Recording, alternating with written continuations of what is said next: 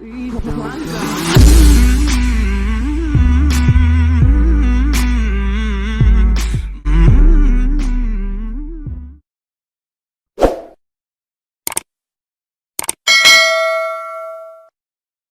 ini rahmatan lil alamin. Orang yang dolim saja dapat jatah apa?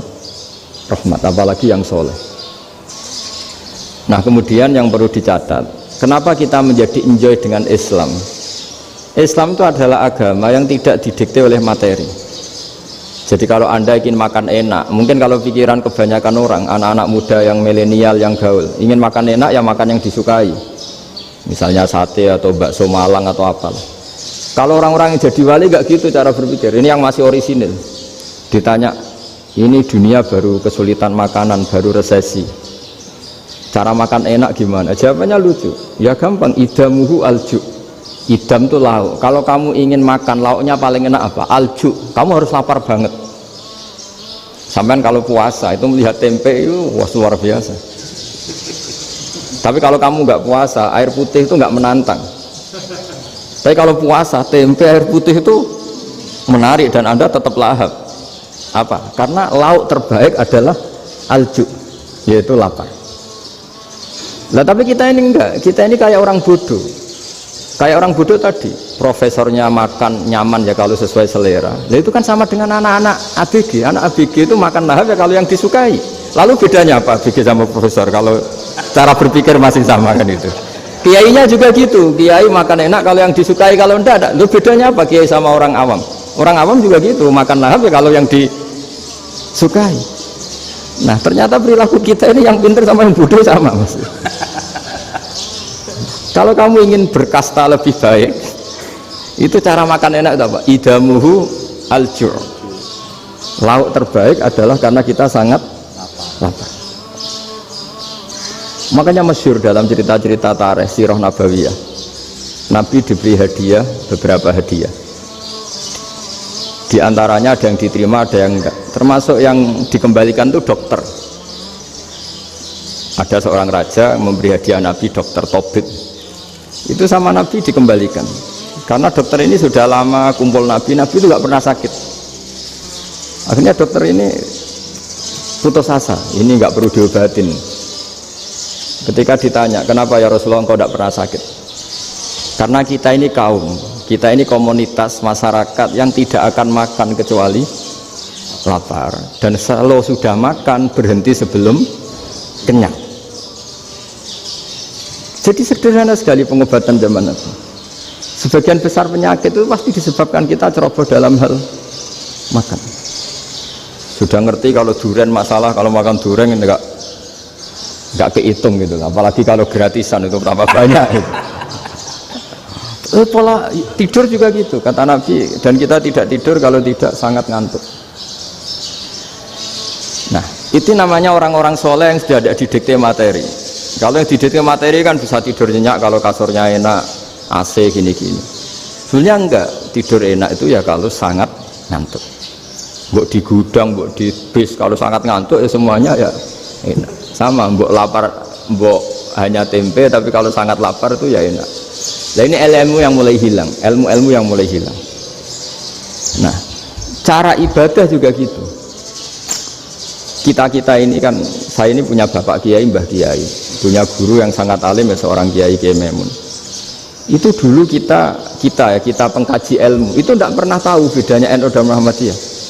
Karena dulu Mbah Darwis itu, Kiai Dahlan itu, dulu ngajinya bersama Mbah Hashim ketika di Indonesia yang ngaji Mbah Soleh Darat.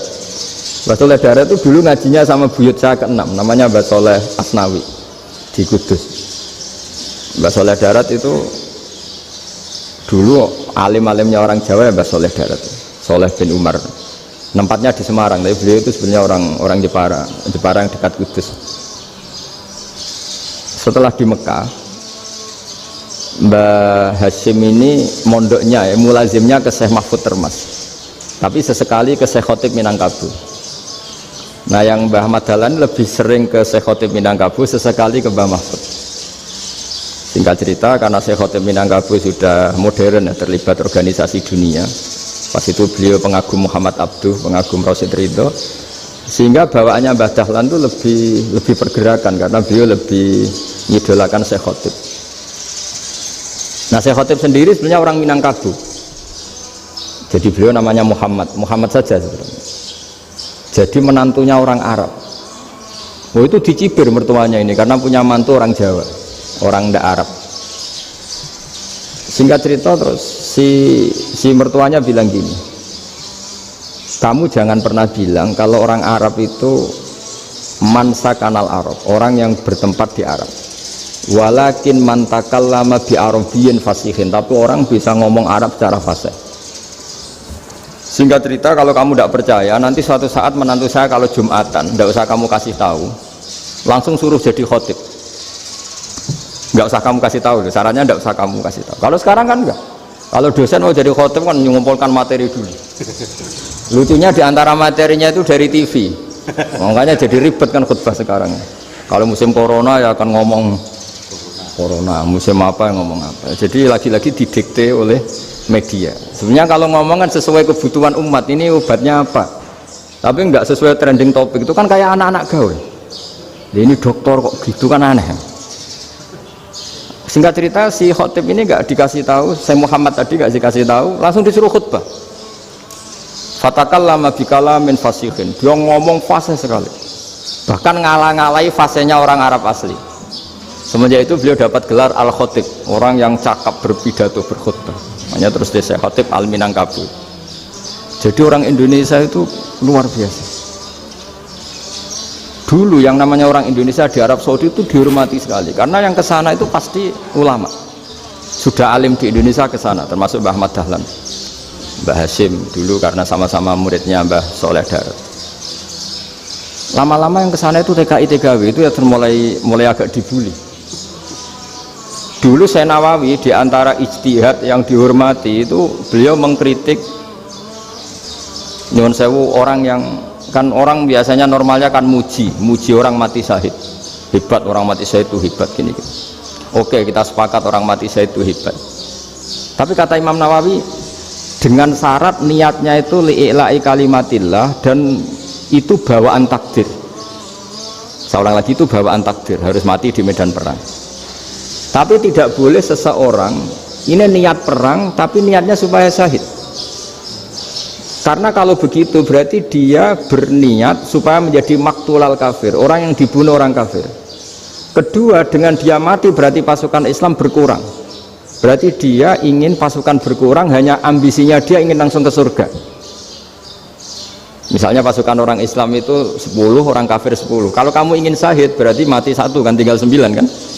Nah kalau yang seperti itu 10 kan mati semua. Gara-gara ingin syahid akhirnya perangi rapati tenanan, benang mati, benang mlebu swarga. Kata Syekh Nawawi, ya enggak. Kalau kamu perang sama orang kafir ya niat menang. Dengan niat menang ini kamu ingin li'ila'i kalimatillah. Tapi kalau kamu ingin syahid berarti kamu menuruti keinginan nafsu kamu yang cepat masuk surga. Itu orang Arab kagumnya bukan main. Karena di mana-mana orang itu dinilai dari niatnya. Paham ini ya?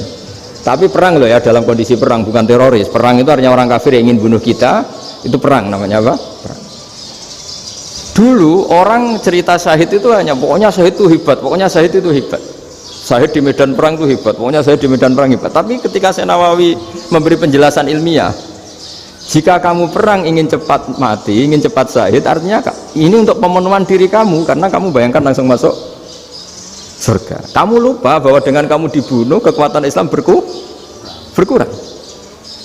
Akhirnya beliau memberi penjelasan, syahid itu bagus, itu sebagai takdir. Hanya takdir itu kita perang yang ingin menang, tapi takdirnya mati. Jangan dibalik, oleh perang rapati tenanan, benang mati, namun lebu. Itu yang pertama, termasuk ulama yang pertama memberi penjelasan itu Syekh Nawawi. Akhirnya melahirkan kekaguman yang luar biasa dengan tafsir Munirnya itu. Terus beliau itu orang yang rileks kalau menjelaskan ilmu. Ini juga guru-gurunya Mbah Hasyim, Mbah Guru sama Mbah Hasyim, sama Mbah Ahmad Dahlan, Syekh Nawawi itu. Jadi dulu yang alim di Arab itu ada Syekh Nawawi, ada Syekh Khotib Minangkabau, ada Syekh Bakir Jogja, ada Syekh Mahfud Termas. Itu Orang Indonesia banyak sekali yang alim. Bahkan diantaranya yang dikagumi Al-Azhar itu juga orang Indonesia, nama Syekh Abdul Manan, itu mbahnya Syekh Mahfud termasuk. Itu pertama ada duta besar Indonesia di Mesir, itu termasuk barokahnya Mbak Abdul Manan tadi, itu juga orang Indonesia. Jadi pemahaman ulama Indonesia itu khas, termasuk ketika memaknai apa? Syahid. Ketika memaknai apa? Syahid. Itu unik. Ketika Senawawi diuji dulu itu yang namanya ulama diuji dulu oleh 100 ulama. Jadi dulu ya ada kompetisi. Imam Bukhari diakui jadi ahli hadis itu diuji oleh mi'atu muhaddisin, 100 orang ahli hadis, sanad dibolak-balik, matanya dibolak-balik, tapi beliau tetap bisa mengembalikan proporsi sanad itu. Senawawi pernah diuji gini. Ayul afdol al ulama awis salatin. Keren mana ulama sama raja atau sama orang-orang kaya, sama penguasa? Ya keren ulama. Terus dibully sama orang. Tapi setahu saya banyak ulama yang antri di rumahnya raja, tapi saya tidak tahu melihat raja antri di rumahnya ulama. Ya, kebanyakan kan mungkin ustadz atau kiai yang antri ngajukan proposal kan enggak. Nah, kalau raja kan enggak pati itu, malah enggak usah antri, kiainya sudah nyambut sebelum datang. Jawabannya lucu Senawawi itu, dan yang tanya itu langsung diem. Ya karena ulama itu tahu fungsinya uang, sehingga cara nyari sampai seperti itu. Sementara raja-raja itu tidak tahu fungsinya ilmu, makanya tidak pernah sowan ulama.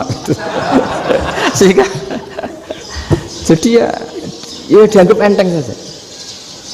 Ulama kan tahu fungsinya uang, tahu untuk pondok, tahu masjid. Sementara raja tidak tahu fungsinya ilmu. Jadi itu khas Jawa ya. Khas Jawa, khas Indonesia. Apa-apa yang menurut orang banyak dengan tanda kutip itu buruk atau baik, itu orang Jawa menafsirkan tuh gampang saja. Sehingga semenjak itu Jawa itu dipandang betul.